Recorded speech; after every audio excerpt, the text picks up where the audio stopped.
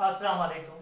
Inertial frame of reference किसको कहते हैं? The frame of reference in which Newton's first law of motion is valid. वो frame of reference जिसमें Newton's का first law of motion valid हो। First law of motion अगर valid होगा तो बाकी दोनों लॉज भी तो वैलिड होंगे, अगर first law of motion valid हुआ तो। इनर्शियल फ्रेम ऑफ रेफरेंस में जिसमें न्यूटन साहब का first law of motion valid हो, हम उस फ्रेम ऑफ रेफरेंस को कहते हैं इनर्शियल फ्रेम ऑफ रेफरेंस। यहां पर देखें, फर्ज कर लें कि यहां पर एक ट्रेन है, जो ट्रेन आगे जा रही है। मैं पूरी ट्रेन नहीं दिखा रहा, इसका सिर्फ एक कंपार्टमेंट आपको दिखा रहा हूं। ये एक कंपार्टमेंट है, यहां पर कोई एक बंदा बैठा हुआ है। ये टेबल है, इस टेबल पर कोई एक बंदा बैठा हुआ है और ये सामने एक टेबल पड़ी हुई है, इस टेबल पर एक बुक पड़ा हुआ है। ये बुक बिल्कुल बीच में पड़ा हुआ है। हम देखें, ये बुक बिल्कुल बीच में पड़ा हुआ है, मतलब इस किनारे से आधा डिस्टेंस दूर खड़ा हुआ है। ठीक है, ये बंदा कह रहा है कि ये जो बुक है, ये बुक रेस्ट पर है और अगर इस पर कोई एक्सटर्नल फोर्स नहीं लगेगा तो ये हमेशा किस स्टेट पर रहेगा? बुक रेस्ट पर रहेगा। मतलब ये कि अगर ऐसा हुआ कि बाहरी फोर्स अगर इस पर नहीं लगेगी, मतलब अगर इसके लिए इस बुक पर कोई बाहर वाली फोर्स नहीं लगी, तो मतलब ये समझ जाइएगा कि ये बुक हमेशा किस स्टेट पर रहेगा? रेस्ट वाली स्टेट पर रहेगा। अगर रेस्ट वाली स्टेट पर ही रहेगा तो मतलब न्यूटन का फर्स्ट लॉ ऑफ मोशन इसने अप्लाई किया, एप्लीकेबल किया अपने आप में आपने। तो ऐसा होगा तो समझ जाइएगा कि ये यहां पर इस कंपार्टमेंट के अंदर न्यूटन का first law of motion valid है। अगर ये बुक हमेशा रेस्ट में रहा, बाहर वाला कोई फोर्स लगेगा फिर तो मोशन में आ जाएगा, पर अगर बाहर वाला कोई फोर्स नहीं लगा, इस बंदे के लिहाज से ये बुक अगर हमेशा रेस्ट पर है तो समझ जाइएगा कि ये हमेशा रेस्ट पर है और इस कंपार्टमेंट के अंदर न्यूटन का first law of motion valid होगा। फर्ज कर लें ये जो कंपार्टमेंट है मुकम्मल ट्रेन का कंपार्टमेंट, और ये पूरी ट्रेन आगे चलती जा रही है और यूनिफॉर्म वेलोसिटी से आगे चलती जा रही है, यूनिफॉर्म वेलोसिटी से आगे चलती जा रही है। तो ये कंपार्टमेंट थोड़ी देर के बाद यहां पहुंचेगा, क्योंकि ये ट्रेन तो आगे ही चलती जा रही है। अगर ये ट्रेन आगे ही चलती जा रही है तो अंदर बैठा ये जो मुसाफिर है ये देखेगा कि भाई ये ट्रेन सर ये टेबल के बीच में बुक पड़ा हुआ था, अभी भी ये बुक बीच में ही पड़ा हुआ है। मतलब ऐसा नहीं है कि ये बुक नजदीक आ गया हो किनारे के, अपने आप मोशन में आ गया हो, नहीं, पहले भी ये बुक रेस्ट में थी, अब भी ये बुक रेस्ट पर है। अगर हम देखें तो हमें पता चलेगा कि भाई अगर ये ट्रेन मुसलसल यूनिफॉर्म वेलोसिटी में जा रही है, यूनिफॉर्म वेलोसिटी से आगे चलती जा रही है, तो ये जो बंदा बैठा हुआ है इस टेबल पर, तो ये कहेगा कि भाई इस टेबल पर जो बुक पड़ा हुआ है ये अब भी रेस्ट पर ही पड़ा हुआ है, ये मोशन में नहीं आया। जितना दूर पहले था, जितना दूर पहले किनारे से था, अब भी उतना ही दूर है, अब भी उतना ही दूर है। मतलब ये हमेशा रेस्ट पर ही है बुक। मतलब ये जब तक इस पर कोई एक्सटर्नल फोर्स नहीं लगेगा, ये बंदा कह रहा है कि जब तक इस पर एक्सटर्नल फोर्स नहीं लगेगा ये बुक मोशन में नहीं आएगा। मतलब न्यूटन का फर्स्ट लॉ ऑफ मोशन इस कंपार्टमेंट के अंदर वैलिड है इस बंदे के लिहाज से। मतलब ये जो फ्रेम ऑफ रेफरेंस होगा, ये पूरा compartment inertial frame of reference कहलाएगा, inertial frame of reference, frame of reference. अब हम सीखेंगे non inertial frame of reference, जिसमें न्यूटन का first law of motion valid नहीं होगा। अब हम सीखेंगे non inertial frame of reference.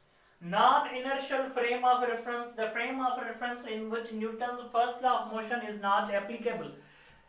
जिस फ्रेम ऑफ रेफरेंस में न्यूटन का first law of motion applicable ना हो तो उस हम फ्रेम ऑफ रेफरेंस को non inertial frame of reference बोलेंगे। यहां पर एक मिसाल के तौर पर एक कंपार्टमेंट है और उस कंपार्टमेंट, उस पूरी ट्रेन को मैं नहीं दिखा रहा, सिर्फ उसकी एक कंपार्टमेंट को दिखा रहा हूं। उस कंपार्टमेंट के अंदर एक टेबल है और उस टेबल पर बैठा हुआ है एक बंदा और उस कंपार्टमेंट के अंदर एक बेंच टेबल भी है और वहां पर एक बुक पड़ा हुआ है। ये रहा बुक। अब क्या होगा, फर्ज कर लें कि ये जो कंपार्टमेंट और ये जो ट्रेन है, ये ट्रेन आगे जा रही है, पर यहां पर ये ट्रेन एक्सीलरेटेड मोशन में है। पहले जो मैंने आपको मिसाल दिया था उस मिसाल में हमने यूनिफॉर्म वेलोसिटी से ट्रेन को मूव करते हुए देखा था। अब क्या देखेंगे हम, एक्सीलरेटेड मोशन। फर्ज कर लें कि ये पूरी ट्रेन एक्सीलरेटेड मोशन में जा रही है। एक्सीलरेटेड मोशन का मतलब है कि वेलोसिटी बढ़ती जाए बढ़ती जाए बढ़ती जाए, या वेलोसिटी कम होती जाए कम होती जाए कम होती जाए। वेलोसिटी के चेंज को हम एक्सीलरेशन कहेंगे डिवाइड बाय द टाइम। अगर हम यहां पर देखें कि ये ट्रेन आगे जा रही है, यहां पर उसकी रफ्तार ट्रेन की कम होगी, अचानक रफ्तार बढ़ जाएगी, क्योंकि एक्सीलरेटेड मोशन का मतलब होता है वेलोसिटी का चेंज होना। जैसे ही वेलोसिटी का चेंज हो जाएगा, वेलोसिटी चेंज होगी, उस वक्त हम क्या देखेंगे कि इस कंपार्टमेंट के अंदर इस स्टूल पर ये बंदा बैठा हुआ है अभी, और ये टेबल है उसके अंदर कंपार्टमेंट के अंदर, और ये रही बुक। ये बुक पीछे आ गई अचानक। क्यों? हमें तो पता है ना, एक्सीलरेटेड मोशन है इस ट्रेन के अंदर, एक्सीलरेटेड मोशन है ट्रेन के पास। अगर एक्सीलरेटेड मोशन में है ट्रेन, तो पहले ट्रेन की रफ्तार कम थी, अब ट्रेन की रफ्तार ज्यादा हो गई, तो लाजमी इनर्शिया क्या कहेगी, इनर्शिया कहेगी, इनर्शिया की कोशिश होगी कि जो चीज रेस्ट पर है वो रेस्ट में ही रहे। अगर ये बुक इनर्शिया अपने पास रख रहा है, तो बाहर से तो हमें ये पता है कि ये जो बुक है, ये बुक इनर्शिया की वजह से रेस्ट की हालत में ही रहना चाहेगा, जिस वजह से ट्रेन जब आगे जल्दी से रफ्तार बढ़ाएगी तो इस उछलता इसको पीछे ले आएगी। मतलब ये कि इसके नीचे से ये टेबल स्लिप करते आगे चली जाएगी। जैसा कि मैं अगर आपको कहूं कि ये हमारे पास एक केप है, अगर आपको कहूं कि अचानक इसको वेलोसिटी दे दे, मतलब वेलोसिटी इसकी पहले वेलोसिटी इसकी कम है, तो वेलोसिटी कम हो जाने की वेलोसिटी जितनी भी है वो वेलोसिटी ना बढ़ रही है ना कम हो रही है, मतलब यूनिफॉर्म वेलोसिटी है। अगर यूनिफॉर्म वेलोसिटी है तो हम ये कहेंगे कि इसके अंदर ना मोशन इंक्रीज होगा ना डिक्रीज होगा। ये देखें, इस केप के अंदर ना मोशन, इस बोतल के अंदर ना मोशन इंक्रीज हो रहा है ना डिक्रीज हो रहा है, पर अचानक जब मैं इसकी वेलोसिटी बढ़ाऊंगा, ये देखें वेलोसिटी जैसे बढ़ाई तो ये पीछे हो गई। क्यों पीछे हो गई? इसलिए क्योंकि अगर ये रेस्ट में है तो इनर्शिया कहेगी इसको कि ये रेस्ट में ही रहे, और मैं इस पेपर को जल्दी आगे कर रहा हूं, तो वो रेस्ट में रहना चाह रही है जो बोतल है, और मैं इस पेपर को आगे ले आ रहा हूं, जिसकी वजह से पेपर इससे स्लिप होकर थोड़ा आगे आ रहा है और ये केप पीछे जा रही है।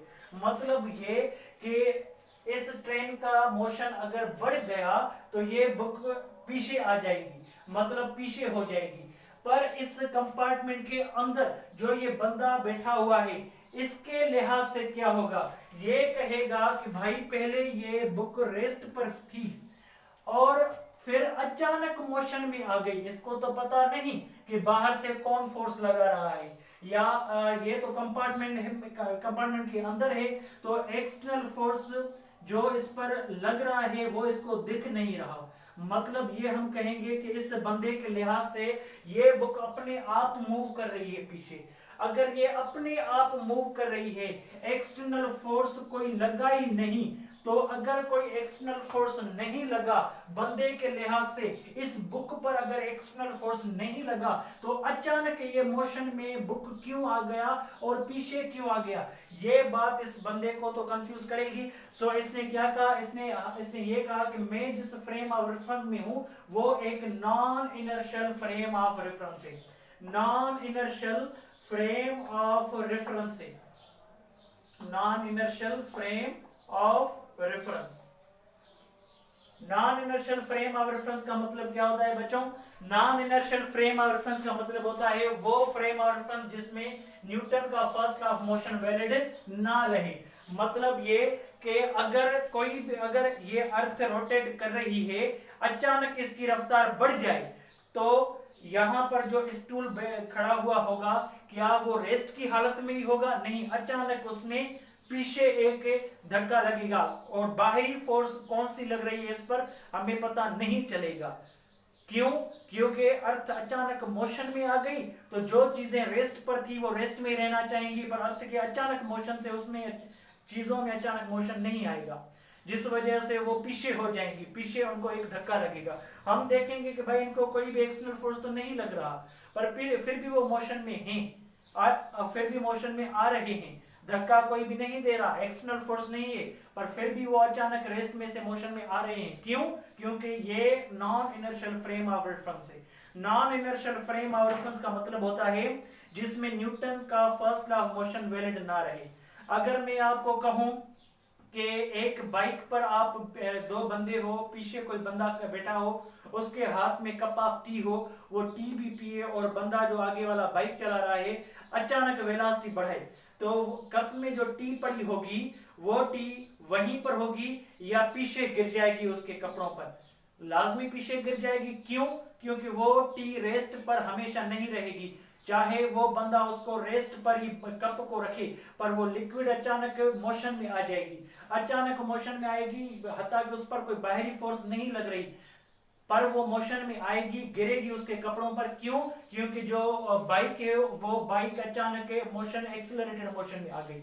मतलब ये कोई भी frame of reference accelerated motion में हो तो उसके अंदर न्यूटन का लॉ वैलिड नहीं होता। उस फ्रेम ऑफ रेफरेंस में न्यूटन के लॉज वैलिड नहीं होते जिसमें एक्सीलरेटेड मोशन है, जिस फ्रेम ऑफ रेफरेंस में। एक और बात, हमारी जो अर्थ रोटेट कर रही है सन के अराउंड, वो एक रोटेटरी मोशन है। रोटेटरी मोशन में एक्सीलरेशन होती है सेंट्रीपिटल। अगर अर्थ सेंट्रीपिटल एक्सीलरेशन रख रही है तो आपसे मेरा एक सवाल है कि वो सेंट्रीपिटल एक्सीलरेशन, ये बताइए कि सेंट्रीपिटल एक्सीलरेशन होने के बावजूद, अर्थ के पास एक्सीलरेटेड मोशन होने के बावजूद, अर्थ के सरफेस पर जो चेयर रेस्ट पर है वो हमेशा रेस्ट पर क्यों रहती है? वो तो अचानक मोशन में आनी चाहिए, पर नहीं होता ऐसा।